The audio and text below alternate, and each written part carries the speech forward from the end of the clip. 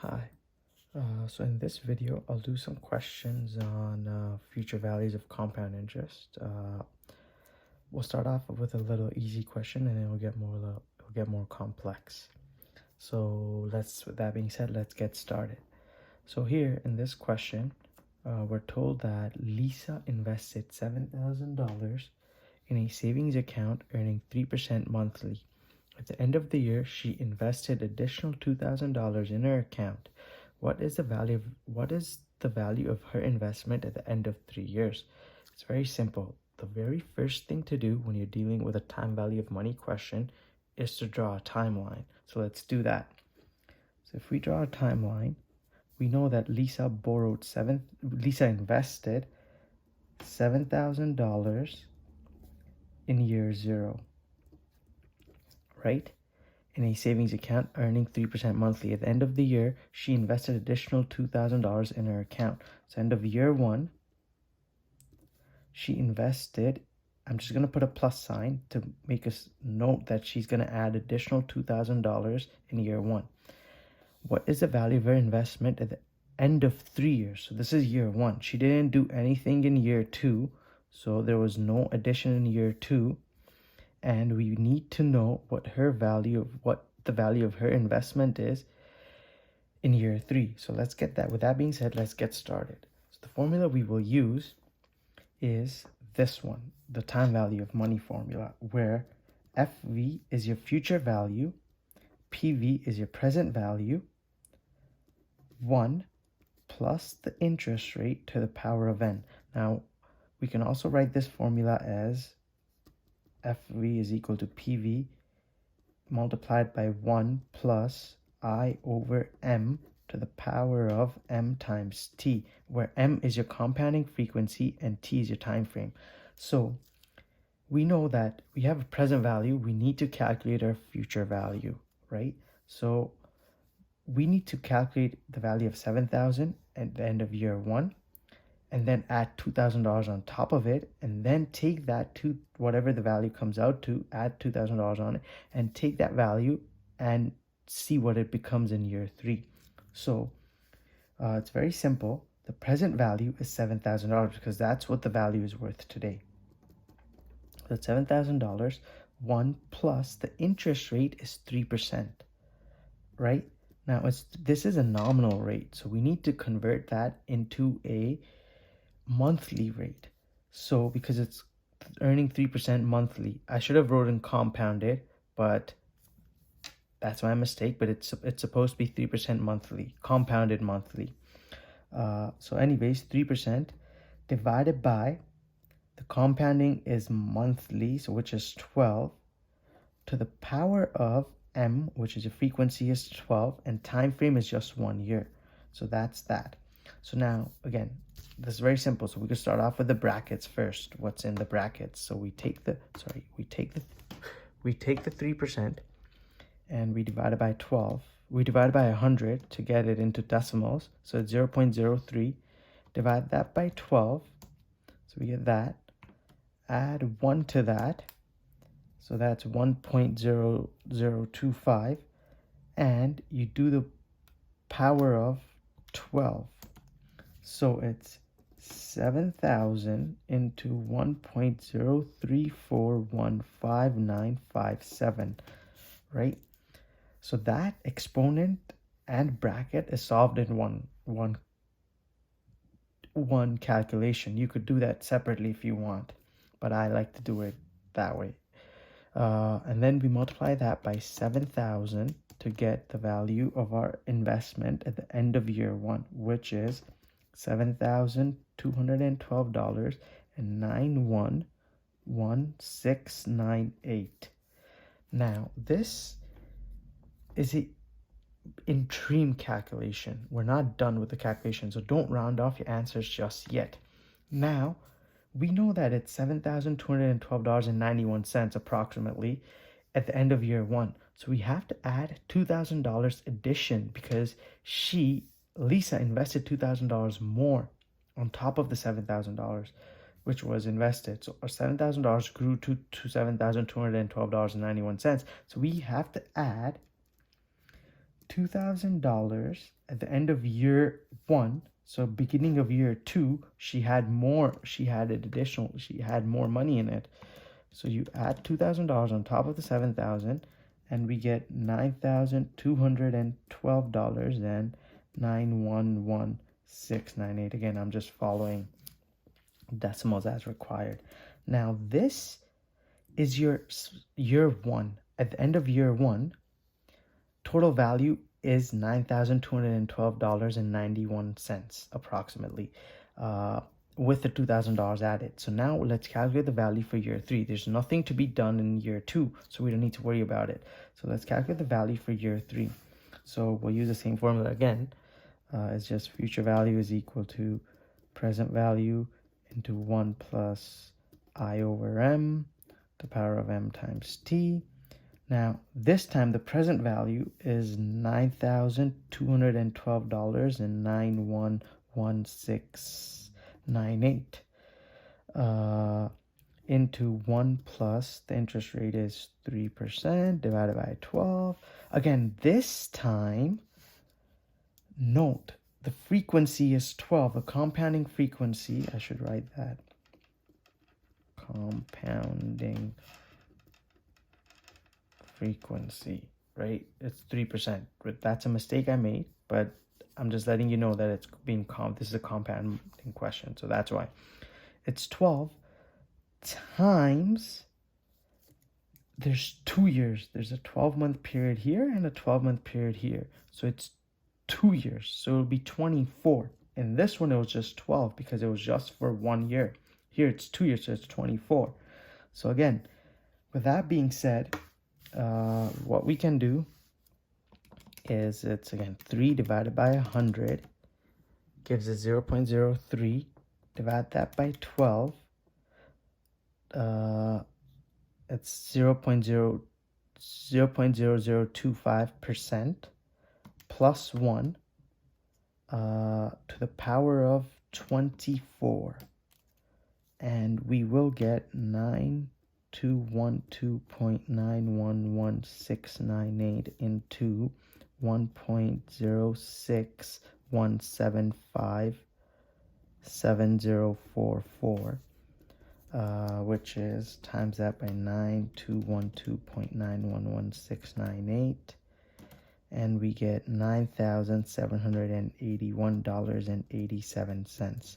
So the total value of Lisa's investment at the end of 3 years is $9,781.87.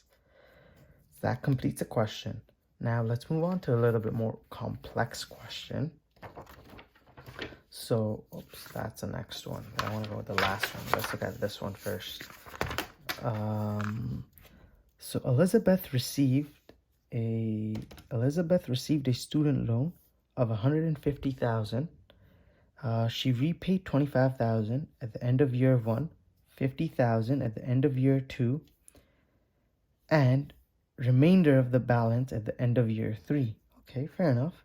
If the interest rate was 2.5% compounded semi-annually for the first year, and 2% compounded monthly for year 2 and 3, what is the amount of her final payment? Okay, so what's the value that she'll have to pay at the end of year 3? Similar to the question we looked at before, but there's some changes here. Again, so let's get started. Draw a timeline first, right? So Elizabeth received $150,000, right? So in year 0, she received the $150,000. She repaid $25,000 at the end of year 1. So let's put like year 1 here. Year 1 here, and I'm just gonna put a negative sign and write down 25,000 because to remind me that she's paying back 25,000 at the end of year 1. 50,000 at the end of year 2. Year 2, she pays back additional 50,000. And the remainder of the balance at the end of year 3. So year 3, she pays back whatever the loan is left of. If the interest rate was earning 2.5% compounded semi-annually for the first year, so it's 2.5% semi-annually annually for the first year and 2% monthly for the next 2 years. What is the final amount that you would have to pay? Okay, let's get this started with very simple question. I like it. So again, we have future value is equal to present value into 1 plus I over m to the power of m times t. Now we know that our present value amount here is in the first year, it's 150,000. Sorry, not in the first year, in when she received the money. So it's the present value is 150,000. 1 plus the interest rate is 2.5% compounded semi-annually. So it's 2.5% divided by 2 to the power of, what is this? Compounding is 2 times, and it's only 1 year, so I'm just going to put 1 there. So it's 2 times 1 is 2. So we could just solve this. It's now an algebraic question. So to do that, we can take 2.5 divided by 100. The reason why I'm dividing by 100 is because to change it into decimal places, because it's a percentage, and divide that by 2. So we get 0.0125, add 1 to that, we get that, and then we just power it off at 2. So that is our answer, 1.025155625, times that by 150,000, and the value of her loan grew to $153,773.4375. Now remember, she's paying back 25,000 on top of this amount, so we have to subtract $25,000 off of the 153,000. So minus 25,000, and she is left to pay of 128,773. Is that 0.4375? So at this point in time, the value of her loan is 128,773.4375. Now I'm not rounding off any calculations just yet, so that I don't get an error, rounding error at the end of my final, when I get my final answer. In year 2, now note that the important thing here, what you might have missed coming up, is that this time around the interest rate is 2% and it's monthly. So some of the things here are going to change, and you have to keep that in mind. And we can't, like the previous question, we can't just calculate the final amount for year 3 because there's a 50,000 payment that she's making in year 2. So we also have to calculate for year 2 first, and then for year 3. So there'll be 2 more calculations after this one. So now it's future value again. Future value is, I always write the equation so that I know where I'm putting the values in. M times T. So your present value, this time around, it's 128,773. So it's 128,773.4375. 1 plus the interest rate is 2%. Compounding frequency is now changed to 12 monthly, right? Semi-annual, 2% compounded monthly. 12 to the power of, it's 12 times, again, it's just 1 year because we have to reduce the 50,000 after the interest we accumulate on, that gets accumulated on this amount. So that being said, let's just quickly calculate it. So it's 2% divided by 100, 100, so we get 0.02, divide that by 12, add 1 to that, to the power of 12, and we get 128,773.4375 and into 1.020184356 times 128,773.4375. And the value of her investment in year 2 is $131,372.64. Right? So that's what her value of that's what the total value is of her investment. Now we also have to reduce. She's paying back 50,000, so we also have to take off 50,000 on this amount.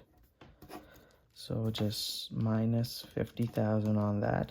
So it's 81,372.64637.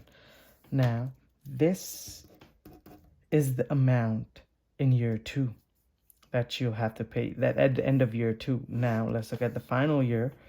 So FV is equal to PV into 1 plus I over M, so the power of M times T.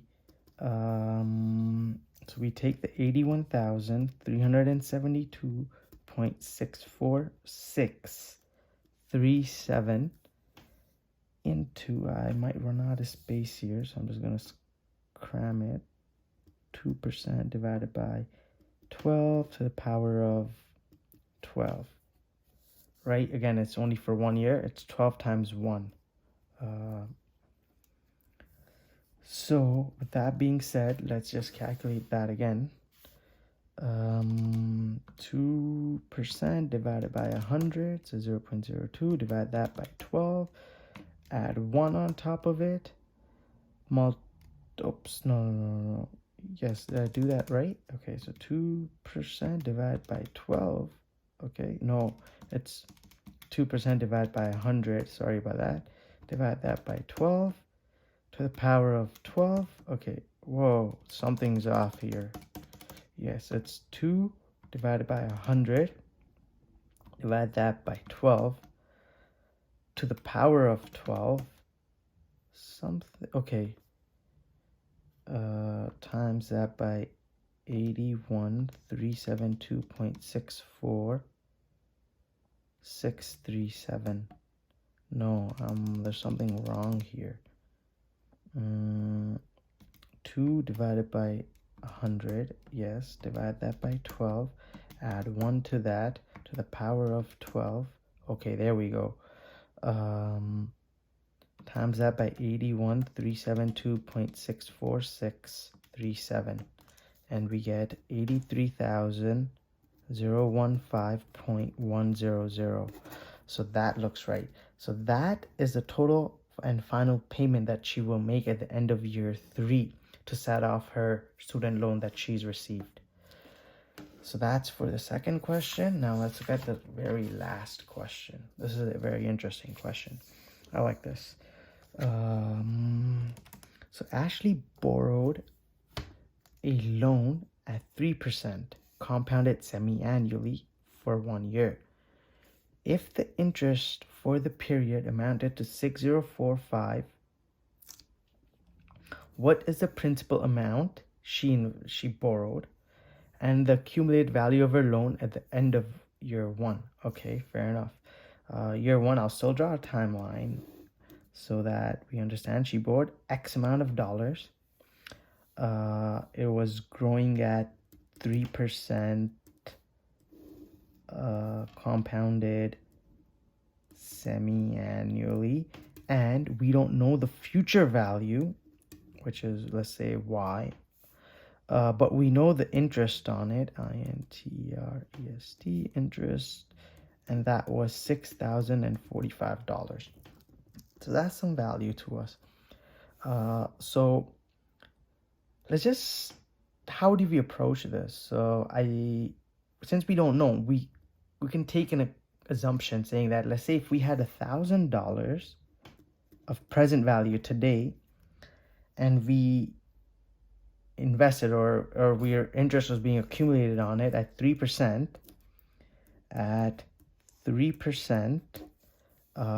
for semi-annually, so it's the same formula, future value formula, but so its compounding is semi-annually, so it's divided by 2, and it's only for 1 year, so it's 1 times 2.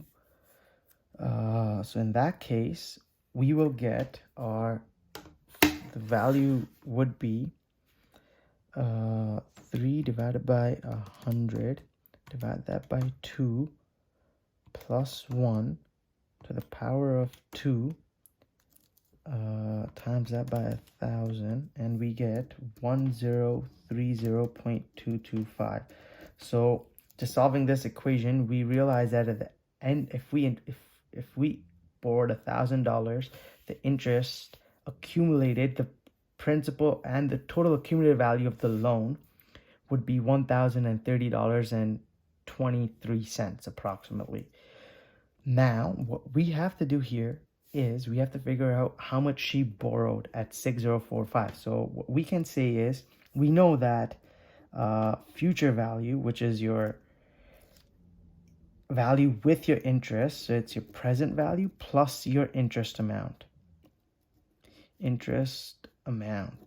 So in this case, our future value, in the $1,000 case, our future value is 1030.225 is equal to our present value, which is 1,000, because that's what we invested, and the interest we don't know, so we could just let it be as X. And basic algebra, just subtract 1,000 on each side, so we'll get 1030.225 minus 1,000 here, and the next, because 1,000 will cancel off, so that will give us just 30.225 as our interest amount. Now note that that's for $1,000. So now we know that at $1,000 of principal being borrowed, the interest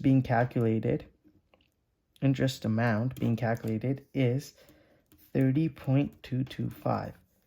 At X dollars, which is this, or Y dollars, let it be Y. At Y dollars, sorry, no, my bad, it's X dollars because it's right here, X dollars,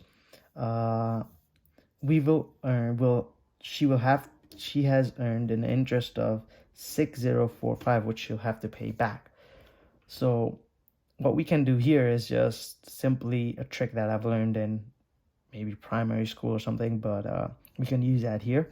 Multiply the 1,000 times 6045, and we divide it by 30.225 to get the value of her principal amount, because we need to know what her principal amount is. So that in order to do that, we'll just do 1,000 times 6045 is 6,045,000 divided by 30.225, and we get that 200,000 is her principal amount that she borrowed. Now, adding interest on top of it is just very simple. It's just 200,000 plus the 6045 of interest will give us the future value with accumulated interest, which would be just 6045 on top of it is just 206,045 dollars. So that's it for the compound interest questions. If you have any additional questions, please like my channel, subscribe to it, and write in comments if you have any additional questions about this compounding interest.